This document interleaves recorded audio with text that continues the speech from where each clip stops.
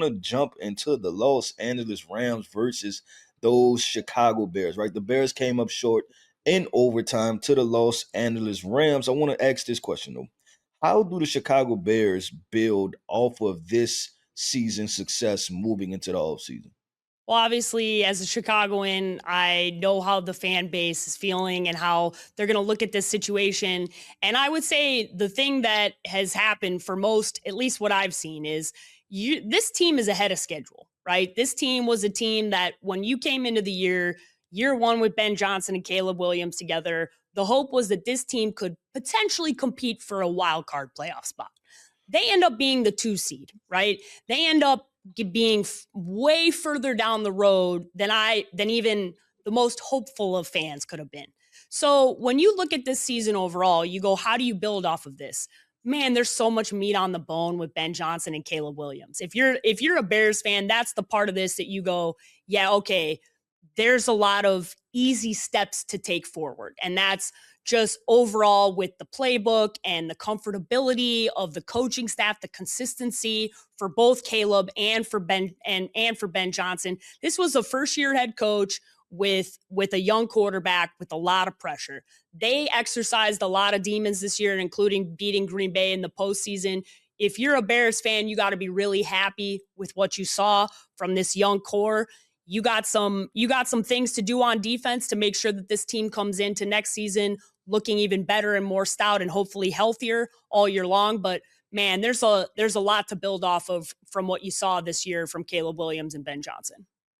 Yeah, I think the Caleb Williams and Ben Johnson thing, that's the easy part, right? You just put check mark next to that. Then when you go by this roster and you break it down, the first thing, right, you want to talk, let's just stay offensively, right? I like the combination of Cole Kmet and Colston Loveland. I Me think that's too. another double check, right? Then you get to this offensive line. You have to find an offensive tackle opposite of Darnell Wright, right? Yep. It's you need to upgrade that position, be aggressive, go Yep. find another guy to protect the blind side for Caleb Williams, right? Then secondly, have to figure out this wide receiver room. Rome Yeah. Odunze, you on the hot seat, big dog. There have been too I many agree. opportunities that have been given to you, right? To where you have not come up like the number one wide receiver. DJ Moore is the number one wide receiver in Chicago, right? And then Luther Burden should be on the heels of Rome Odunze. I'm not forcing anything to Rome anymore, right? We are Hmm. reshuffling his wide receiver room from obviously DJ Moore is number one, but 2, 3, 4, and 5 as far as pecking order, that's up in the air.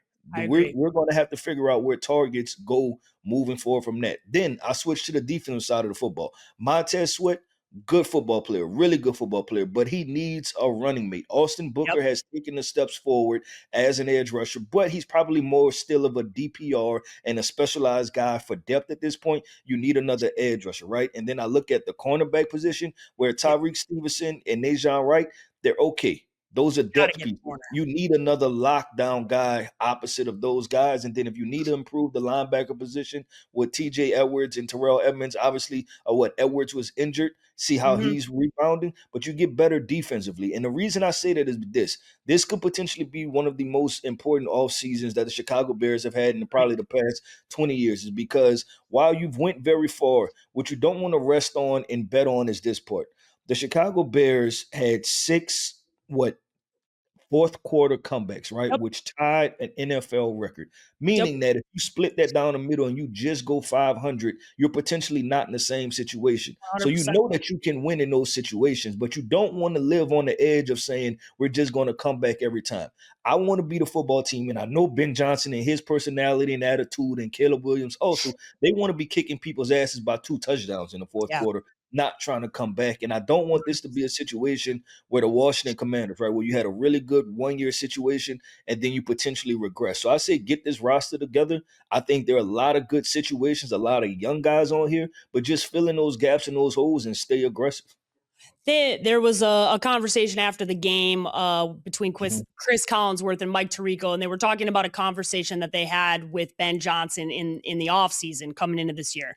And it was a conversation around Dennis Allen being put to the test, right? With basically Ryan Poles and Ben Johnson said, listen, we are using all of our capital, all of our free agency money this offseason to put everything around Caleb, To right? make it We're not going successful. to put a lot of investment around the defensive side of the football. So see what you can make work with what you have. Yep. Effectively was the conversation. And Now you saw what you have offensively and you can build off of it, but you don't have a lot of holes. Now you got to go. This offseason needs to be the defense offseason. That's what I would expect, not only in draft capital, but in free agency, because they do have the flexibility with Caleb on a rookie deal to be able to go make some moves to push the chips to the middle and go toe to toe with what Green Bay did with going to get a guy like a Micah Parsons. To me, I think I've seen a Max Crosby conversation with the Raiders, potentially looking at that type of a guy to bring in a veteran, a proven guy alongside Montez Sweat. That's to me, as a Bears fan, I think by far and away, you need a pass rusher and you need a corner. Those are the two biggest things that the Bears need this offseason by far and away. And those are things that I think they need to address, hopefully in free agency, potentially before they even look at the draft. And there's going to be some pass rushers that are available. And I know Max Crosby's already been linked to the Bears. So that's a conversation that I think would be very interesting when you're talking about who you have, the current construction of the rookie quarterback on the rookie deal, and the way that this roster is as it sits right now. But yeah, I totally understand the conversation you brought up, because it's I don't want to watch the Bears do what Washington did, which is they got rid of guys. They thought they were okay just sitting back with the roster. I think the Bears are in a much better spot roster wise than the Yeah, I Commanders agree with were, that. Yep. but I would also like to see them continue to put their gas pedal down and not say, hey, we're good, we're just going to run it back. No. You got to get better, and you especially got to get better on defense. Yep, I agree. Where the Chicago Bears currently stand, right? They are a playoff team in the NFC, and that's what their roster shows, right? Now you want to put yourself in the upper echelon to say, you know what, we're one of 2 or 3 elite teams in the NFC based off of our roster. And that's on GM Ryan Poles to get the job done this offseason. But let's talk about Ben Johnson. What grade do you give the Ben Johnson hire after his first year? I don't know how you give it anything other than an A. This is a home run as far as what the objectives were for this head coach coming in. One was to develop your young quarterback. Check that box. Two was to exercise your demons and build a winning culture. You did that and then some. I could never have imagined that this team was going to go beat Green Bay in a postseason game in year one of Ben Johnson. You won the division. You exercise demons of everything that has been known to a Bears fan. And most importantly, you started to change the culture in Chicago. That's the most important part of what Ben Johnson did. This is the first time that in my adult life that I haven't been embarrassed to be a Bears fan. That's not a joke. That's how I think all Bears fans, when you're talking about the national narrative, the national coverage, how they are being viewed, they're being taken seriously because Ben Johnson is serious. And he came in and he said right away, this is not a rebuild. We're winning, and we're winning now. And then he backed it up.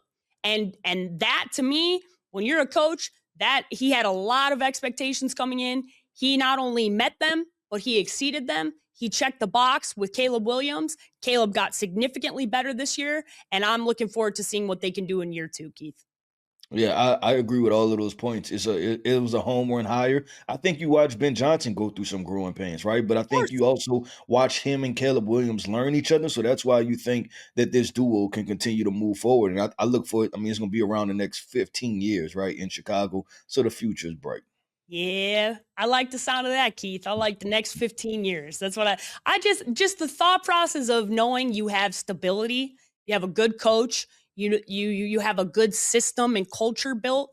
Those are words that people like to throw around, right? Culture. It's a good, like, no, you gotta win. You gotta prove it. And that's what Ben Johnson did this year by not only going out there winning the division, saying he's gonna beat Matt LaFleur twice, and then beat Matt LaFleur twice, doing the things that he needed to do, and honestly just bringing back some good rivalry within the NFC North. So I'm looking forward to seeing what they do in the future. Yep. On you. All right, Keith, since you're not a Chicagoan and you're not a Bears fan, I want to ask you a non-biased question, right? Because no Mhm. matter what I say, people are always going to throw the bias over the top of me, and that's fine. So I want, scouting wise, I want you as the director of scouting for Draft Network to tell me what you saw from Caleb Williams this year as far as the progress from year 1 to year 2 this season. Yeah, I'm gonna say this. I finished this season off and I finished the playoff game saying that the Chicago Bears have their Aaron Rodgers.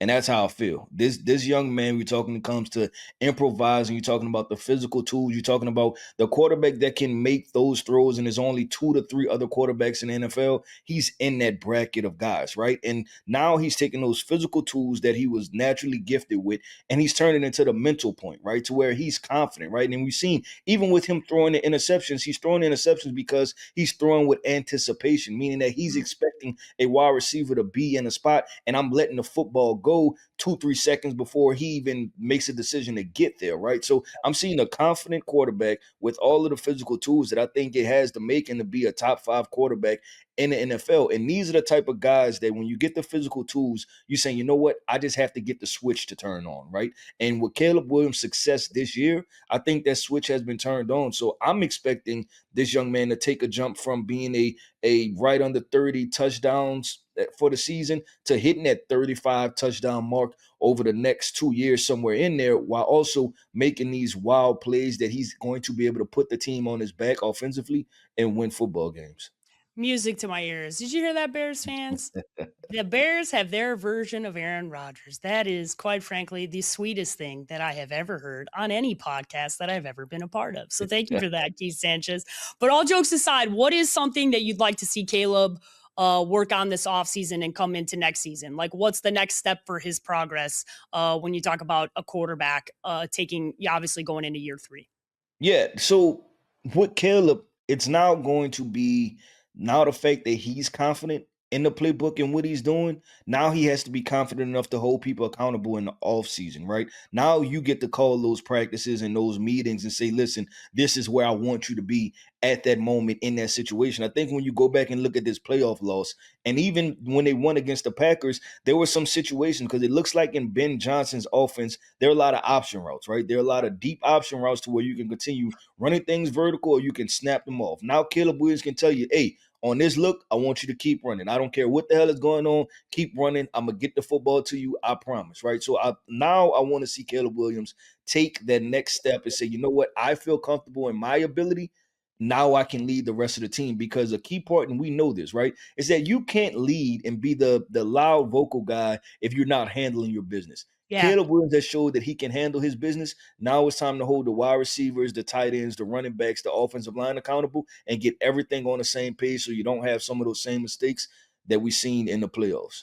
I think that's the difference between when you're talking about this past off season to this off season, right? Obviously, it felt as much as it was year 2 for him, it was really year 1.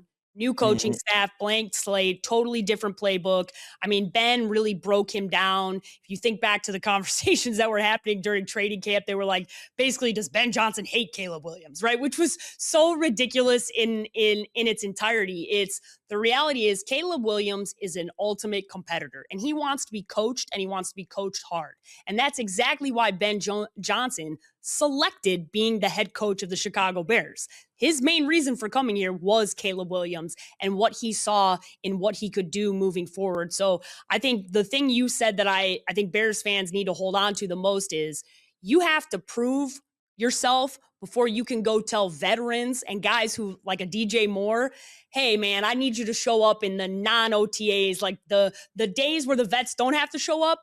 If you're the guy who's trying to tell those guys to show up, you got to win first. You got to earn that right. And that's the thing that I think if you hear any of the team, whether it's defense, offense, or anybody, Caleb Williams has earned the respect of that locker room and he has become the man in Chicago.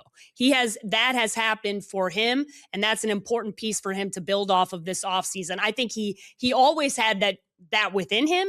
It just, he couldn't exercise that going into this year because he hadn't earned the right yet to try and tell veterans things that he wanted them to do when he hadn't won yet in the NFL.